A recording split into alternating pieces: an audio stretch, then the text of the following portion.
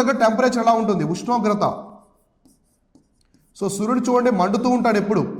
So సూర్యుడి దగ్గర ఉష్ణోగ్రత 6000 degrees ఆన్ ది సర్ఫేస్ అనమాట. అంటే పైన మొత్తం ఎంత అంట 6000 degrees. అంటే ఇప్పుడు సూర్యుడు ఇలా ఉన్నాడు కదా ఇక్కడ అనమాట సర్ఫేస్ మీద. ఈ సర్ఫేస్ మీద టెంపరేచర్ ఎంత ఉందంటే పటలము, సూర్యుడి పటలం మీద ఎంత ఉందంటే 6000 degrees సెంటిగ్రేడ్ అనమాట. అర్థమైందా? సో మనకి 39 దాటితేనే టెంపరేచర్ తట్టుకోలేం. సో హెవీగా ఉంటుంది టెంపరేచర్. సో 39 degrees సెంటిగ్రేడ్ మనకి హెవీగా ఉంటుంది. సో ఇక్కడ 6000 degrees అనమాట. 6000 degrees అంటే చూడండి. సో అంత హెవీగా వేడి అనేది ఉంటుంది అనమాట అక్కడ సివియర్గా. కాబట్టి ఇది పటలం మీద సర్ఫేస్ మీద.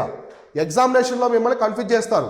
6000 degrees సెంటిగ్రేడ్ ఎక్కడ ఉందంటే సెల్సియస్ వచ్చేసి సర్ఫేస్ మీద అనమాట. అయితే కోర్ అంటే లోపల.